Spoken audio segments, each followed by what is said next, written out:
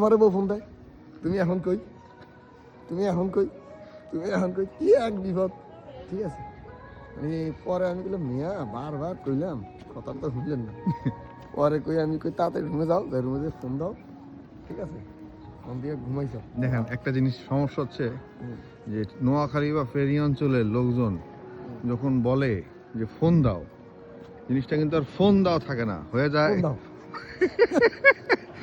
কোন তো লোকটার কি করতে গেছেন আপনি ঘরে গিয়া ফোন দাও। এই লুব্রিকেন্ট ব্যবসায়ীর দুঃখ কে কাটে বুঝাইবো। মাত্র এক গল্প পাইলাম যে লুব্রিকেন্ট ব্যবসায়ী শুনলেই লোকজন ডাইকা বলে ভাই আমার সাথে তো আপনার কথা আছে, আমার তো লুব্রিকেন্টস লাগবো। তো ব্যবসায়ী বলে হ্যাঁ ভাই কত লাগবো, কয় ড্রাম লাগবো, নিয়ে যান, কোনো সমস্যা নাই। না না আমি তো ব্যবসা করবো না, আমার নিজের জন্য লাগবো। আপনার নিজের জন্য লাগবো, সবই দিব ফ্রি। এলাকা তাহলে দিয়ে না আমার তাহলে 2-3 ফোঁটা। 2-3 ফোঁটা দিয়ে কি করবেন আপনি?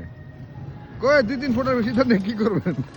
কয়ে আপনি কোন লুব্রিকেন্টসের কথা কন? কারণ আমি গোয়ামারার লুব্রিকেন্টসের কথা কই। এই হলো লুব্রিকেন্টস ব্যবসার জীবনের দুঃখ। লুব্রিকেন্টস ব্যবসায় শুনলেই সবাই না অনেকেই চিন্তা করে যে এটাই মনে ব্যবসা, এটাই চিন্তা ভাবনা করে। যাক, এই দুঃখ এক ভাই বলতেছিল আমাদের। এই ভাইয়ের গল্প শুনতে শুনতেই সুন্দর একটা শহর দেখতেছি, হাঁটতেছি আর ভিডিও করতেছি। ঠান্ডা অনেক, ঠান্ডা জমে গেছে এই লোকের ঠান্ডায়।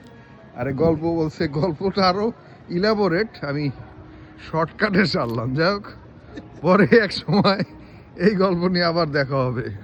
আল্লাহ হাফেজ ফ্রম হান্ডান।